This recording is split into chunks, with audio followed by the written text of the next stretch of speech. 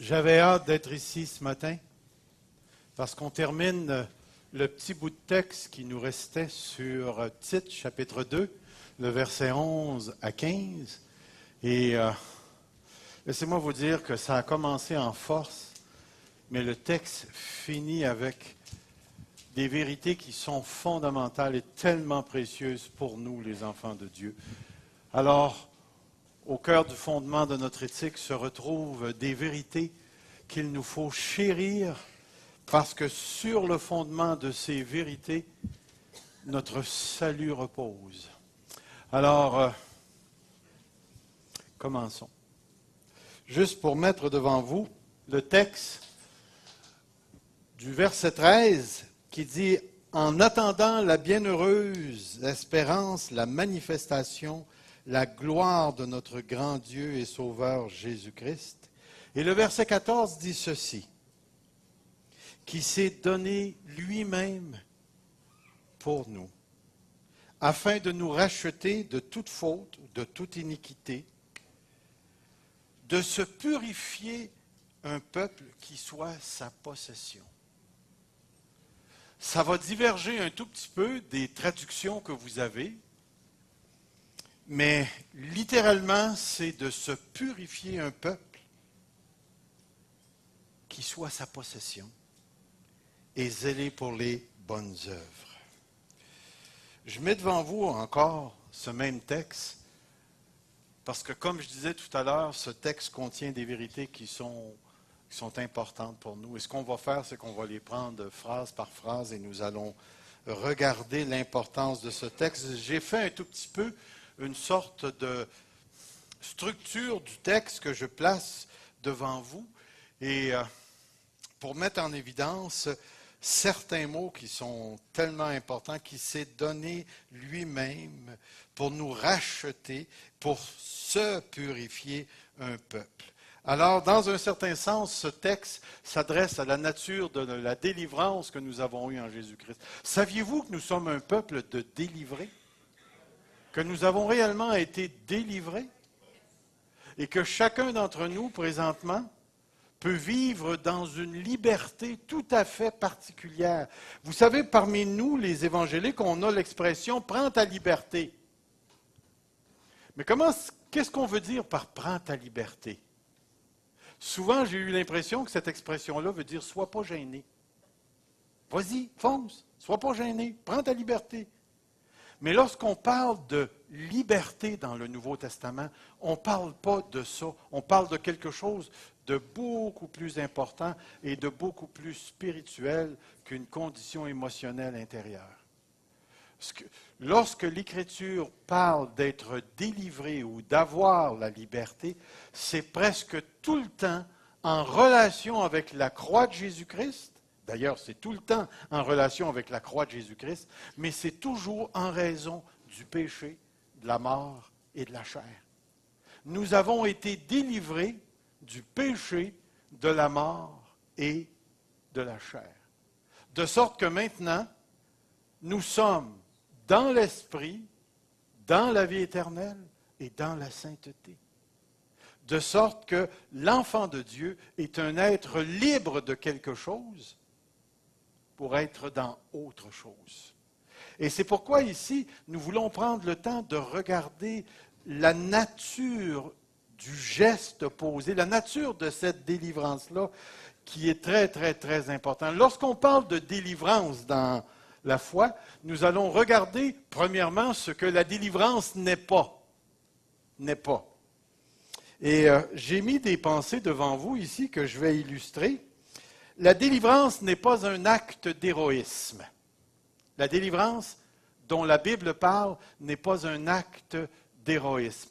Vous savez, essayez de vous mettre dans une situation où vous marchez le long de la rue principale et tout d'un coup, vous voyez un enfant de 3 ans qui part à courir de l'autre côté du trottoir sans regarder d'un côté, il part en fou, il y a une voiture qui s'en vient, qui dépasse la limite. Et vous, dans un moment d'héroïsme, vous vous lancez devant la voiture pour pousser l'enfant.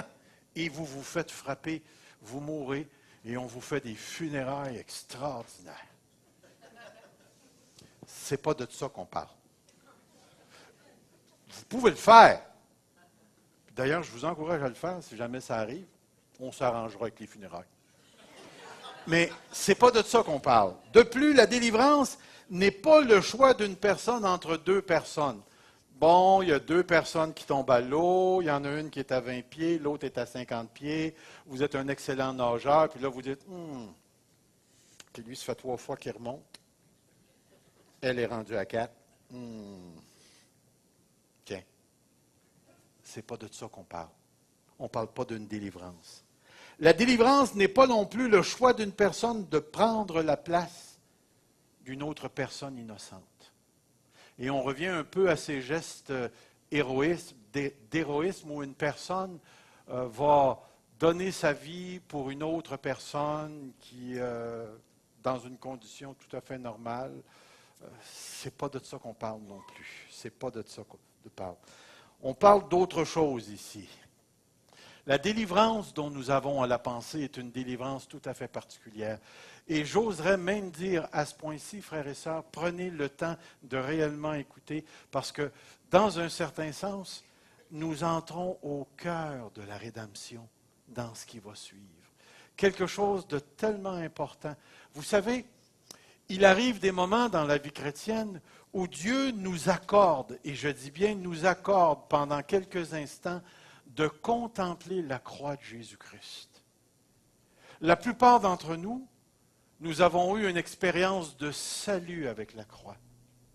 Mais quelquefois, ou à quelques reprises, Dieu va nous faire entrer dans les profondeurs du sacrifice de Jésus-Christ pour découvrir,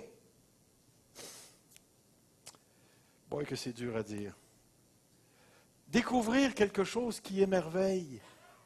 C'est comme si ça dépasse l'expiation des péchés et on entre dans les motifs divins. Et à ce moment-là, on reste surpris de voir comment un si grand Dieu ait pu poser un tel geste à mon égard, envers ma personne. Et nous avons ici quelque chose de fantastique qui dit « L'acte de Christ est un acte complètement désintéressé. » Si vous vous rappelez du texte, il s'est donné lui-même. Il s'est donné lui-même. J'aurais pu tourner dans quelques passages des Écritures pour mettre en évidence cette dimension de la personne de Jésus-Christ face à la crucifixion, face à l'enfer qu'il devait subir à notre égard, face au châtiment, la colère de Dieu qu'il a porté sur lui-même en raison de nos péchés. Et nous trouverions dans l'Évangile de Jean et dans d'autres textes, des textes qui nous disent que personne ne l'a forcé à prendre la croix, personne ne l'a forcé à donner sa vie, mais qu'il a donné sa vie dans un geste complètement désintéressé, volontaire. Son motif n'était pas un motif en raison de lui-même, mais cet homme, ce Dieu fait homme, avait des raisons libres de tout égoïsme, de tout centrement sur lui, pour venir mourir à notre place et prendre sur lui notre châtiment. Comme on a dit aussi, la mort de Christ est quelque chose de volontaire. Il s'est donné lui-même volontairement. Volontairement. Avez-vous déjà eu l'opportunité de risquer de donner votre vie pour quelqu'un d'autre? Moi, j'ai fait cette expérience-là une fois, puis il y a quelque chose en dedans qui dit « je ne le referai plus jamais ». Laissez-moi vous dire, c'est épeurant. C'est épeurant. Lorsque j'avais 19 ans, c'est ça, je pense, 19 ans, ouais. On était sur un... Si je vous dis une barge, ça vous dit-tu quelque chose? Une sorte de grosse plateforme avec des affaires en dessous, là. Puis on était une 60aine d'enfants là-dessus. Aucun avait une ceinture de sécurité. Et tout ce qu'on avait, c'était une bouée de sauvetage ronde. Le pasteur qui était en charge du camp avait certainement pas réfléchi au danger. Et comme de fait, quand vous mettez 60 quelques enfants sur une affaire de même, laissez-moi vous dire que les risques augmentent phénoménalement. Et c'est exactement ce qui est arrivé. Le courant était fort, emportait le bateau, ça s'est chicané, un jeune a tombé par-dessus bord, puis là, le bateau a parti, puis le jeune s'est mis à couler, il ne savait pas nager. Et la seule personne dans le bateau qui était entre 65 ans et 19 ans, c'était moi. Alors, sans plus tarder, j'ai sauté dans l'eau sans penser, sans quoi. Et finalement, j'étais physiquement assez fort. Je suis arrivé devant le jeune, puis le jeune, il m'a ramassé par ici. C'était un jeune d'à peu près 14-15 ans. Il a déchiré mon gilet à force qu'il avait peur. Et là, à un moment donné, c'est comme si j'ai réalisé tout d'un coup que j'étais en train de couler avec lui. C'est drôle, hein? C'est drôle ce qui se passe dans notre tête quand on arrive à un moment précis comme celui-là. Savez-vous à qui j'ai pensé à ce moment-là? À ma propre peau. J'ai poussé le jeune loin de moi parce que moi, j'étais en train de mourir. Et j'ai laissé le jeune couler. Puis quand il a coulé, puis là, j'ai vu qu'il arrêtait de bouger un petit peu, je le pognais par les cheveux, puis je le tenais. On a été 20 minutes dans l'eau. Laissez-moi vous dire, c'était une éternité. Mais la chose que je retiens de ça, c'est que j'ai sauté en fou sans savoir ce que je faisais. Je suis arrivé sur le bateau en héros quand ils nous ont ramassés, mais en plein milieu, le gars le plus important, c'était moi. Et lorsque je réfléchis sur cette expérience-là, je réalise qu'il y a quelque chose à l'intérieur de nous qui est de la survie. Puis de dire, je vais choisir de mourir pour que toi tu vives. Ouf. C'est beau de le dire quand tu es 2 pieds dans le bateau ou sur la terre. Mais quand tu es dans l'eau, tu réalises à quel point c'est dur de dire ça. Et ici, on a un sauveur qui a dit beaucoup plus que juste « OK, je suis volontaire, je le fais ». Christ, vous vous rappelez du jardin, là où il a pris conscience de ce qui s'en venait? L'intensité de la colère de Dieu qui était pour être déversée sur lui.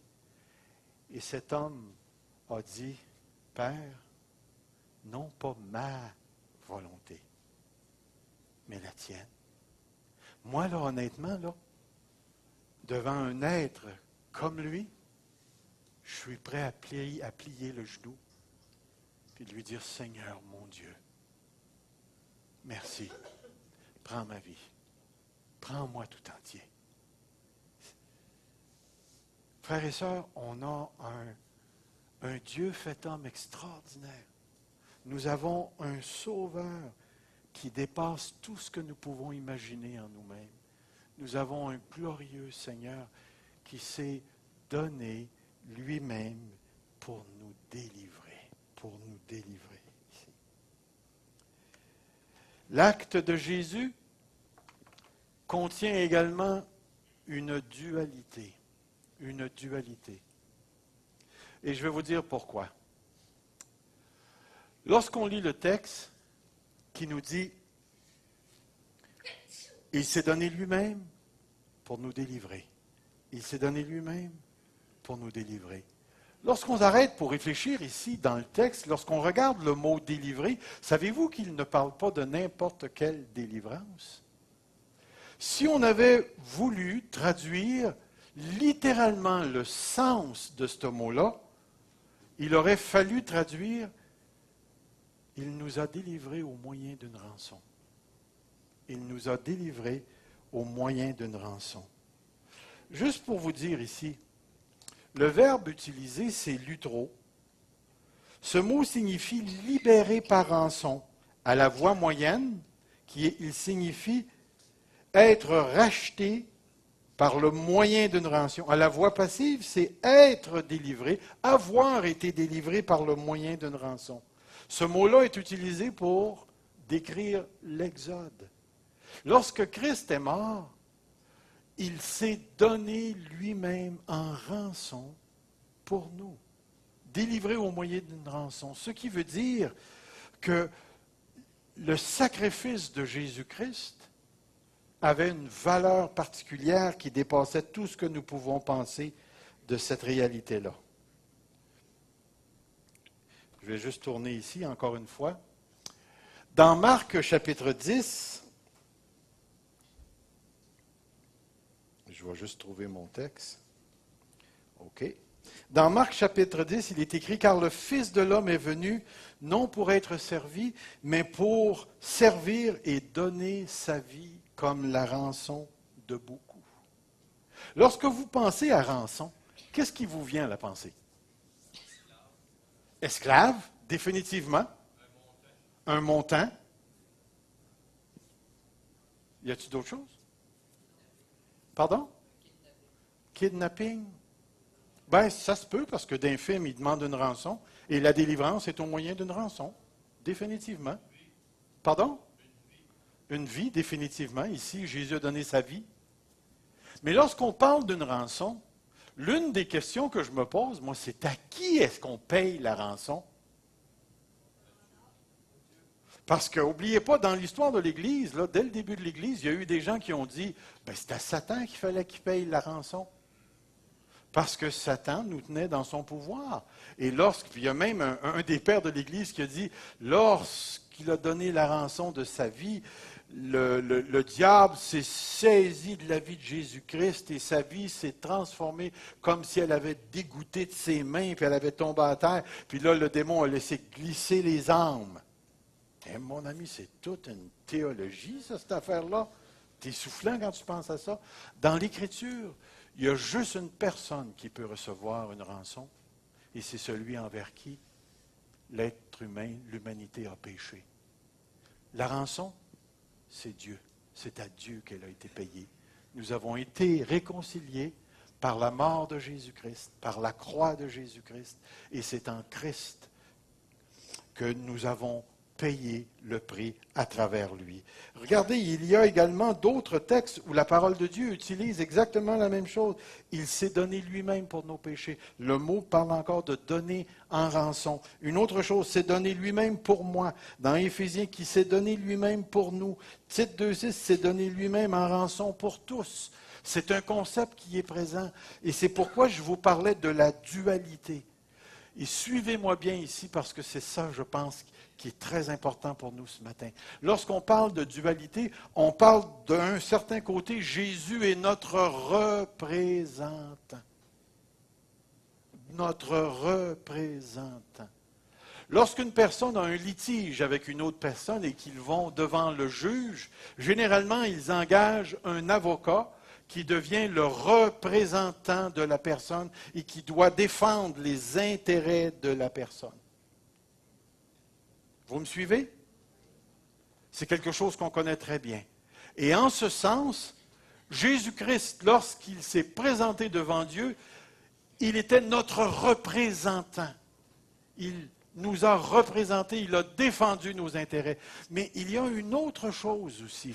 Lorsqu'on parle d'une rançon, on parle de donner quelque chose à la place de quelqu'un ou de quelque chose. Jésus n'a pas seulement été le représentant, mais il a pris notre place. Essayez de vous imaginer que vous payez un avocat, et puis l'avocat vous défend devant le juge, et le juge vous condamne à 10 mois de prison. Et l'avocat lui dit, « OK, monsieur le juge, je vais aller faire ces 10 mois. » Que diriez-vous d'un tel avocat?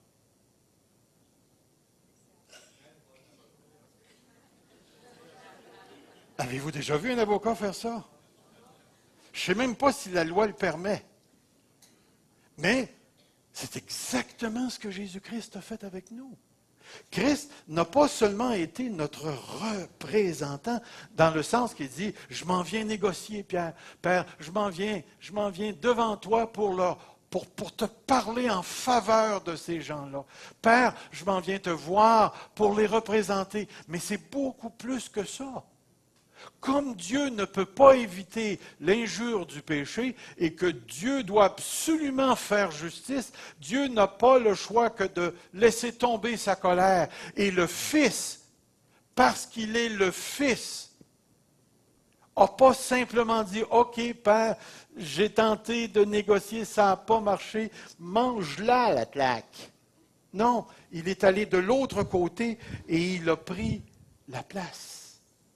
et il a subi le châtiment. Lorsqu'on parle d'être délivré de ce qu'il s'est donné lui-même, nous parlons de ces deux aspects. Christ nous a représentés, mais encore plus, Christ a pris notre place. Et savez-vous, lorsque ce mouvement-là se fait, toi, tu es obligé de changer de place. J'étais ici et Jésus m'a tassé et il a pris ma place. Et le châtiment est tombé sur lui. Regarde bien, j'étais ici, il m'a tassé, il a pris ma place. Moi, je suis là. Qu'est-ce que je fais? Je suis libre. Je suis délivré. Je suis libre. Voyez-vous pourquoi on ne peut pas se passer de Jésus-Christ? Non seulement Jésus a pris ma place, c'est-à-dire il a été mon représentant, mais il a pris ma place. Et comprenez ce que je suis en train de dire. Si tu ne te tasses pas pour le laisser prendre ta place, c'est toi qui vas subir. Et c'est pourquoi les religions dans leur ensemble, ils peuvent être ici et dire « Oh Seigneur Jésus, je crois en toi, je te représente » et ainsi de suite. Mais ils ne se tassent pas pour laisser la place à Christ. Ils essaient de tous leurs efforts de sortir de cette place-là. Frères et sœurs, à un moment donné, vous vous êtes fait tasser par Jésus-Christ. Et c'est pour ça qu'aujourd'hui, étant libre, délivré, le châtiment qui nous donne la vie est tombé sur lui. Voyez-vous, regardez l'ensemble du texte qu'on regarde. La grâce de Dieu, source de salut pour tous les hommes, a été manifestée. Elle a été manifestée, cette grâce-là. Où est-elle, cette grâce-là? Elle est dans le représentant qui m'a tassé et qui a pris ma place. Elle nous enseigne à vivre, et à renoncer, et ainsi de suite. Pourquoi est-ce qu'elle nous enseigne? Parce que moi, maintenant, je suis ici. Parce qu'il y a eu un représentant qui a pris ma place. Et maintenant, je me retrouve devant Dieu avec une superbe bénédiction. Je ne sais pas où tu es aujourd'hui. Je ne sais pas si tu t'es tassé. Mais comprends bien qu'il n'y a aucun autre nom qui a été donné parmi les hommes par lequel nous devions être sauvés. C'est faux de dire que toutes les religions mènent à Rome ou au ciel. C'est faux de penser que le christianisme est juste une religion parmi tant d'autres.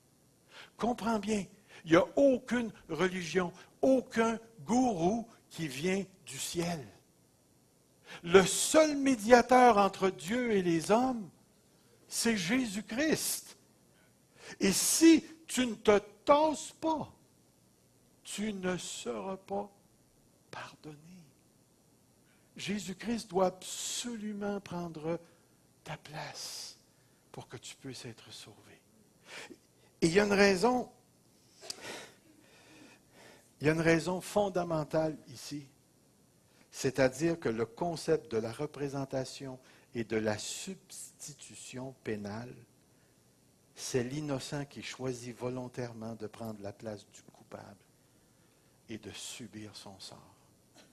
Frères et sœurs, le fondement de notre éthique, il est juste là. Jésus a pris ta place, ma place, notre place. Et maintenant, nous sommes délivrés.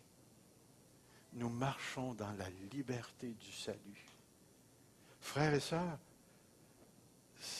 c'est un verset chéri, c'est un verset qui t'indique que jamais plus la colère de Dieu va retomber sur toi. Parce que la valeur de celui qui a pris la place, cette valeur-là, elle est divine.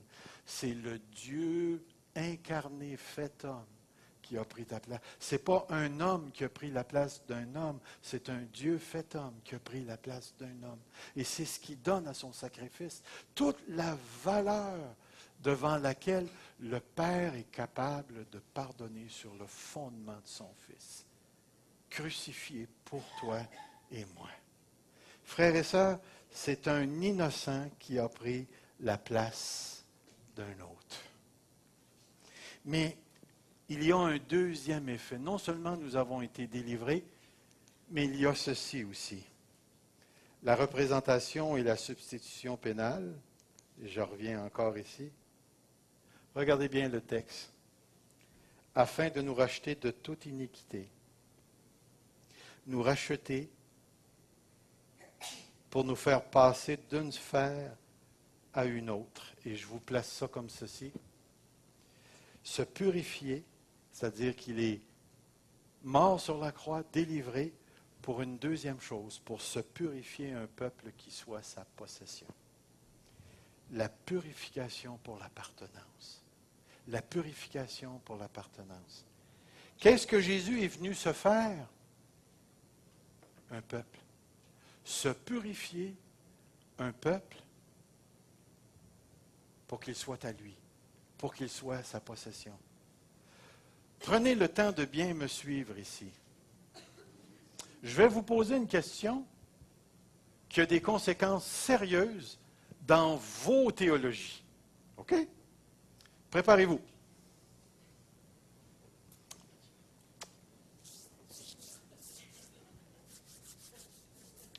Vous êtes prêts?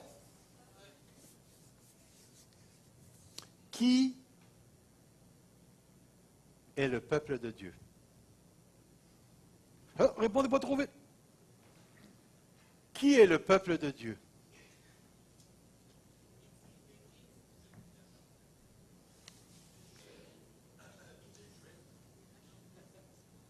Qui est le peuple de Dieu? Il y en a qui vont se tourner vers là-bas, puis qui vont dire à l'autre bout, loin, loin, loin, à des milles d'ici, des kilomètres d'ici, dans la Palestine, c'est les Juifs. Ça, c'est le peuple de Dieu. Ma question, c'est, vous êtes qui, vous autres?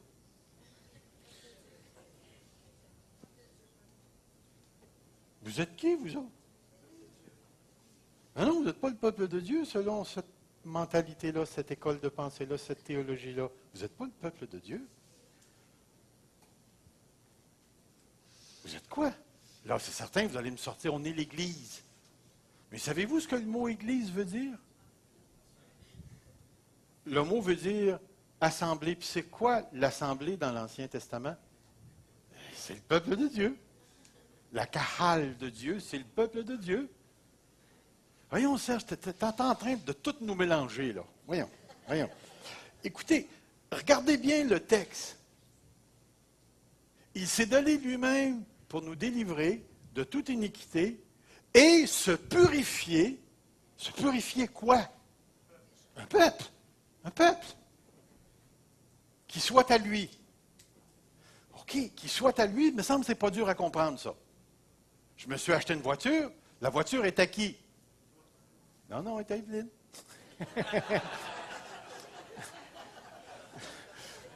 Vous voyez, je me suis acheté une voiture, la voiture est à moi.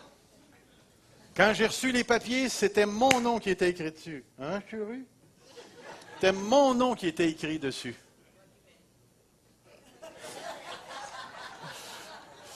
OK, ça fait, là, les faces, là. C'était mon nom qui était écrit dessus. La voiture est à moi. Tout ce qui va se passer avec cette voiture-là, j'en suis responsable. Que je la prête, que je la fasse voler, que quelqu'un me la graphine, il va en manger une. Tout ce que je peux vous dire, c'est que cette voiture-là est à moi.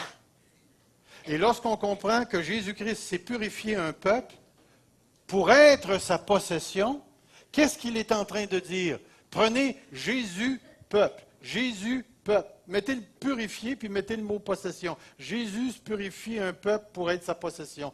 Qu'est-ce qu'il est en train de dire? Jésus est en train de dire, je bâtirai mon Église, mon ecclésia, ma kahal, mon peuple, mon assemblée. Frères et sœurs, comment devenons-nous le peuple de Dieu? Mais la phrase qu'il a dit avant, il s'est donné lui-même pour nous délivrer de toute iniquité. Comment est-ce qu'on devient le peuple de Dieu? Mais tu es ici, tu te tasses, lui prend ton châtiment, tu manges. Jésus mange le tlac. Et toi, tu deviens une possession de Jésus. Et tu entres dans le peuple de Jésus. Frères et sœurs, comprenez bien ce que je veux dire. La seule façon d'être dans le peuple de Dieu et d'être le peuple de Dieu, c'est d'être en Jésus-Christ. c'est d'être en Jésus-Christ. Il n'y a aucune autre manière dans l'Écriture que d'être en Jésus-Christ pour être le peuple de Dieu. Frères et sœurs, j'avais préparé à peu près 25 versets que je voulais vous montrer ce matin pour vous démontrer comment dans l'Ancien Testament, Dieu a parti avec Adam et Ève et ensuite il a choisi le fils d'Adam qui a donné naissance. Ça a descendu jusqu'à Noé. Chez Noé, on en a choisi un. Et à partir de ce fils-là, ça a donné naissance à Abraham, la lignée d'Abraham. Abraham a donné naissance aux 3 qui ont suivi par la suite. Au 3e qui s'appelait Jacob. On a la lignée, Dieu va choisir Judas. Et tu vas voir Israël et tout là, puis à un moment donné, qu'est-ce qui va se passer? Une grosse chicane, 2 rois, l'Israël du nord, l'Israël du sud, 2 tribus. Et le Seigneur va choisir dans cette lignée-là une famille qui va conduire jusqu'à Jésus. Et la lettre aux Galates, justement, je voulais vous la lire ce matin. Prenez bien le temps d'écouter ce que je vais vous lire ce matin. Et vous allez voir que c'est quelque chose de pas mal intéressant. Dans la lettre aux Galates, les Galates étaient en train de faire quelque chose de royalement sérieux pour détruire leur foi. Ils étaient en train de retourner à la loi de l'Ancien Testament et tasser le Saint-Esprit. À un moment donné, il va dire, « Frères, je parle à la manière des hommes. Une disposition en bonne forme, bien que faite par un homme, n'est pas annulée par personne, et personne n'y ajoute rien. Or, les promesses ont été faites à Abraham. » Écoutez bien ça. Les promesses ont été faites à Abraham et à sa postérité. Et là, il va dire, il n'est pas dit aux postérités. Changez le mot postérité par descendant, puis vous avez vraiment, vraiment l'idée. Comme s'il s'agissait de plusieurs, mais en tant qu'il s'agit d'une seule, et à ta postérité, c'est-à-dire Christ. Toute la promesse d'Israël, c'est-à-dire la promesse d'Abraham qui a passé par Israël, devait conduire à la personne de Jésus-Christ. Et ce que je trouve intéressant ici, il va dire, par la suite, il va parler de l'héritage, de la foi, de la médiateur, mais dans le dernier verset du chapitre 3, il va dire, « Et si vous êtes à Christ, vous êtes donc la postérité d'Abraham. » Si vous êtes à Christ, vous êtes la postérité d'Abraham selon la promesse. Dieu a fait une promesse à Abraham. Vous rappelez-vous, c'était de bénir toutes les nations. Puis ce qui est intéressant ici dans le texte, c'est qu'il est en train de dire ceux qui sont de la postérité d'Abraham, ce sont ceux qui sont associés avec la promesse que Dieu a faite à Abraham. Mais lorsque la promesse a été faite à Abraham de bénir toutes les nations, ça devait passer par le descendant spécial, Jésus-Christ, notre Seigneur. Et tous ceux qui entrent en Jésus-Christ font partie du peuple de Dieu. Et c'est pourquoi je vous ai posé la question ce matin. Qui est le peuple de Dieu? C'est ceux qui sont en... Ça veut-tu dire qu'Israël, à l'autre bout, là, n'est plus le peuple de Dieu? Pensez bien à votre réponse. Parce que la réponse, c'est oui et non. Oui et non. Pourquoi? Dans la lettre aux Éphésiens, il nous est dit qu'il a pris les deux. C'est qui ça, les deux? Les Juifs et les païens. Ça, c'est nous. Et qu'est-ce qu'il a fait avec eux? Il a fait un seul homme. Puis là, il va dire, maintenant, vous n'êtes plus des étrangers, vous êtes des citoyens. Vous appartenez à l'héritage. C'est-à-dire que Dieu les a choisis de parmi les Juifs et de parmi les païens pour se purifier un peuple qui lui appartient en propre. Alors, les gens qui nous disent qu'Israël est le peuple de Dieu, la réponse c'est oui et non. Parce qu'il y a des élus encore chez les Juifs. Et il y a des brebis chez les païens aussi. Et Jésus a dit, il faut que je les rassemble. Il faut que je les rassemble. De sorte que ce n'est plus les Juifs seuls qui sont le peuple de Dieu, c'est tous ceux et celles qui sont en Jésus-Christ. Étant en Jésus-Christ, Nous sommes le peuple de Dieu. Puis remarquez bien l'ordre. Tu ne deviens pas le peuple de Dieu à moins de laisser Jésus prendre ta place. Tu ne deviens pas le peuple de Dieu à moins de laisser Jésus prendre ta place. Et si Jésus prend ta place, tu vas être purifié. Rappelez-vous, dans l'Ancien Testament, après que Dieu a donné la loi sur le mont Sinaï, il y a eu un sacrifice qui a été fait, et Moïse a pris ce qu'on appelle de l'hysope, il a saucé ça dans le sang, il a saupoudré ça sur les objets, sur le tabernacle, sur l'autel, et ainsi de suite. Il a ressaucé ça encore une fois, puis il s'est tourné vers le peuple, puis il a saupoudré le peuple, aspergé le peuple. Et le peuple est devenu le peuple de l'Alliance, le peuple de Dieu. Et même la lettre aux Hébreux va nous dire, tout est purifié par le sang. Lorsque Jésus a été crucifié à la croix, son sang a coulé. Et le sang représente la vie donnée en sacrifice, la vie donnée dans la mort en sacrifice.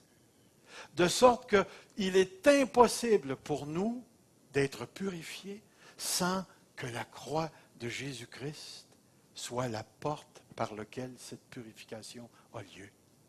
Voyez-vous, lorsque l'apôtre Paul vient asseoir notre éthique, notre manière de vie sur les fondements de ce que la Bible nous donne, il ne peut pas y avoir aucun autre fondement que la personne de Jésus-Christ. La personne de Jésus-Christ, elle est tellement centrale que vous enlevez la personne de Jésus-Christ et tout l'édifice du christianisme s'écroule. Si aujourd'hui je peux me présenter devant Dieu, c'est parce qu'un autre périt ma place et j'ai été tassé de cette place-là et Jésus a subi ma colère, c'est-à-dire la colère du Père. Mais après la colère du Père, j'ai été royalement purifié par Jésus-Christ et je suis devenu un membre du peuple de Dieu. Frères et sœurs, réalisez-vous qui nous sommes ce matin.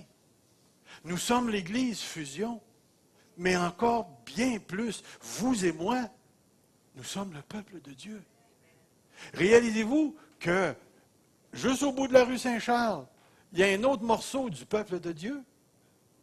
Réalisez-vous que sur le boulevard de la Mairie, il y a un autre morceau du peuple de Dieu.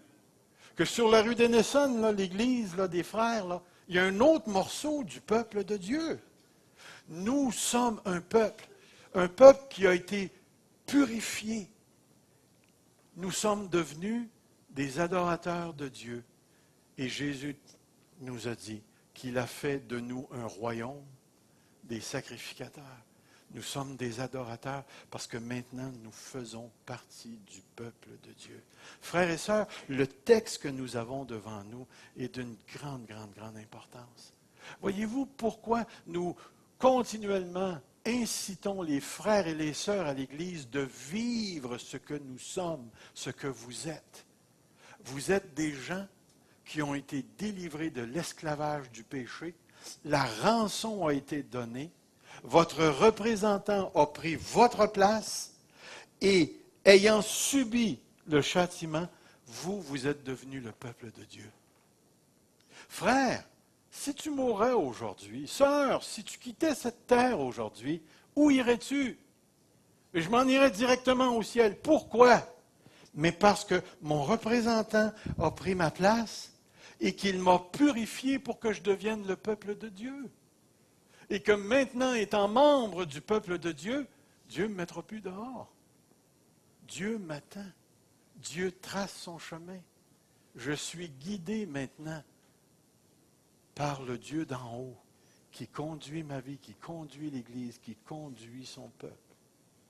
C'est pourquoi, frères et sœurs, le statut que nous portons est de toute importance. C'est pourquoi votre vie dans le monde, votre vie au travail, votre vie dans la famille doit être marquée, soulignée, étampée par cette vérité. Par cette vérité. Il nous a délivrés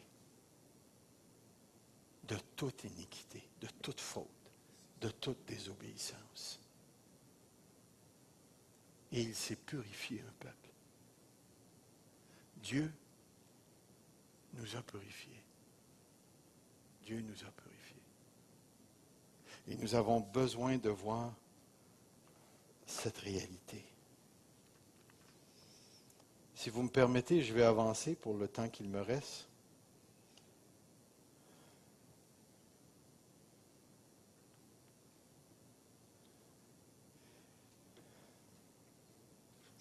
Si vous me permettez, je vais juste avancer des choses parce que j'ai tout dit ça en des mots. J'aimerais vous emmener vers quelque chose ici. Une image de l'Ancien Testament. Dieu a purifié, Dieu a fait sortir d'Égypte, délivré, Dieu nous a fait sortir, Dieu nous a fait laver dans le sang de Jésus-Christ et maintenant nous sommes sa possession. Il est maintenant possible d'être le peuple de Dieu. Il est impossible d'être le peuple de Dieu sans être en Jésus-Christ notre Seigneur. Et ici, comme j'ai dit, l'implication incontournable, Christ doit nous retirer de quelque chose pour nous faire entrer dans autre chose. Et là, on parle du royaume de Dieu, du péché, de la mort, et on parle de la vie dans l'esprit. Mais je veux vous emmener ici. Regardez le texte. Regardez ce fameux texte. Finalement, il s'est donné lui-même pour nous, afin de nous racheter de toute iniquité, de se faire un peuple qui lui appartienne, en propre, purifié par lui et zélé pour les bonnes œuvres. Zélé pour les bonnes œuvres.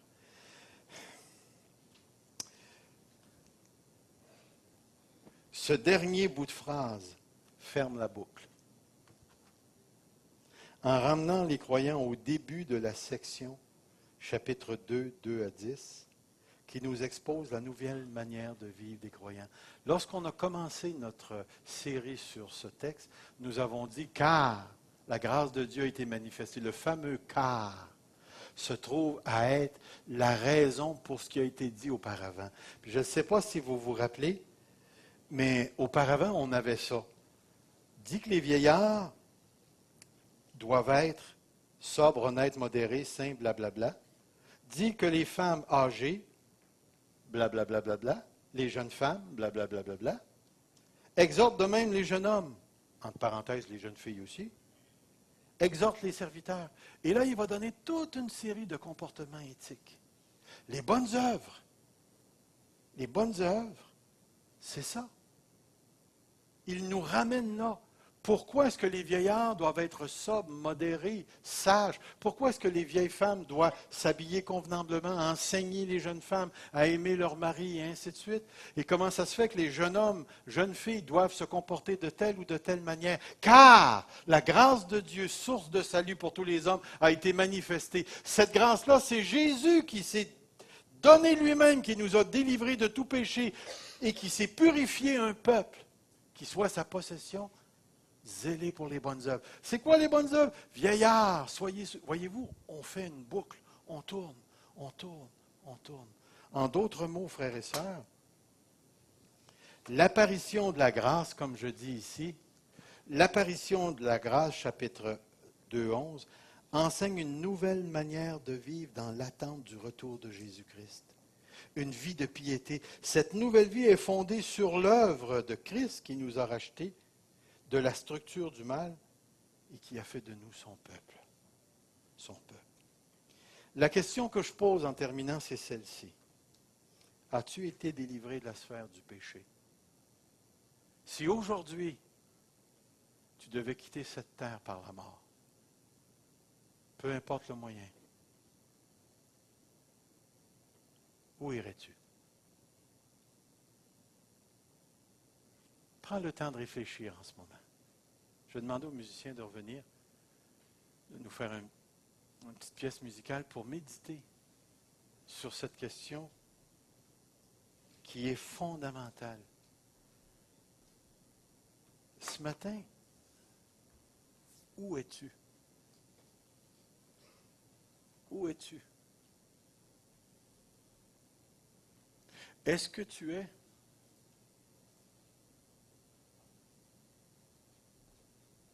le peuple de Dieu? Es-tu entré? Ou es-tu encore ici, en train de subir la colère de Dieu? Le dernier verset du chapitre 3 de l'Évangile de Jean nous dit, celui qui croit a la vie éternelle, pas aura. Il a la vie éternelle. Mais celui qui ne croit pas ne verra point la vie. Mais la colère de Dieu demeure, on peut remarquer le verbe au présent, demeure sur lui. Voyez-vous, frère, d'une part, tu peux te retrouver présentement à être ici, en vivant une vie joyeuse, même équilibrée. Il y a des gens qui sont sous la colère de Dieu, qui sont heureux sur cette terre.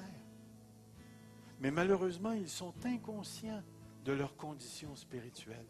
Et si Dieu t'a emmené ici ce matin et que tu n'as pas donné ta vie au Seigneur, que tu n'as pas changé de place, que tu ne l'as pas laissé prendre ta place, il faut que tu le fasses ce matin. Il faut que tu lui donnes ta vie, que tu reconnaisses que tu ne pourras jamais, jamais te sauver toi-même parce que tu es au banc des accusés. Et que ton avocat est là, il est prêt à plaider ta cause. Même plus que ça, il est prêt à prendre ta place. Mais il faut que toi, tu te tasses. Tu te repentes de tes péchés. C'est tellement important pour nous ce matin de réaliser ça. Est-ce que tu es prêt à donner ta vie au Seigneur Jésus ce matin? Est-ce que tu veux recevoir la purification qui va te faire entrer dans le peuple de Dieu? Si oui, on va se courber, si vous voulez bien. Tout ce que je te demande, c'est que durant le temps que je vais prier, fais simplement lever ta main vers Dieu et répète la prière avec moi. Seigneur Dieu, aujourd'hui je te donne ma place. Je veux que tu prennes ma place, que tu me purifies de tous mes péchés, que tu me laves. Parce que je reconnais que je suis perdu et que j'ai besoin d'être sauvé. Viens faire ton œuvre dans mon cœur. Fais-moi entrer dans le peuple de Dieu. Je veux vivre pour toi. Amen. Mais il y a une autre chose aussi que je veux mettre devant toi. Si tu es un enfant de Dieu et que tu crois ce que j'ai apporté ce matin, parce que l'Écriture l'enseigne, où es-tu dans ton obéissance envers Jésus-Christ? Où es-tu par rapport à lui? Où te trouves-tu? Marches-tu encore dans le péché? Pratiques-tu encore ce que lui n'approuve pas? Où es-tu en tant que chrétien? Et à ce point-ci, tu as peut-être besoin de renouveler ta consécration. Et je te demande de prendre juste quelques instants. Juste quelques instants. Puis de dire au Seigneur, Seigneur, je me reconsacre à toi. Je te remercie de m'avoir fait entrer dans ton peuple. Gloire à toi, Seigneur. Louange à toi, Seigneur. Béni sois-tu.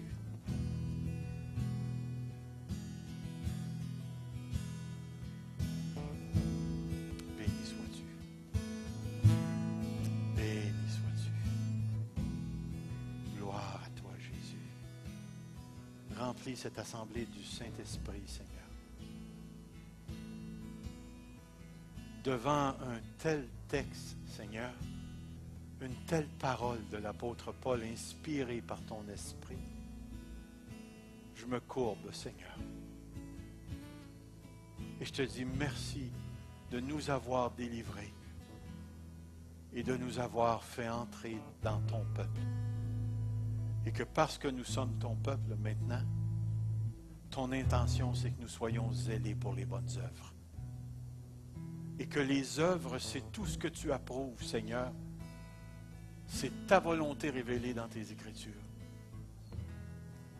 Et si moi ou un frère ou une sœur dans l'Église dévie de cette volonté, Ramène-nous à l'ordre, Seigneur, car nous savons que le bonheur n'existe pas en dehors de ta volonté, mais que tu nous as créés pour toi et que c'est dans ce pour toi que nous pouvons trouver le plus grand épanouissement pour nos vies. Guide nos pas en Jésus-Christ. Gloire à toi, Seigneur. Béni soit ton nom. Amen. Que Dieu vous bénisse. Ayons un bon temps de communion. Amen. Merci.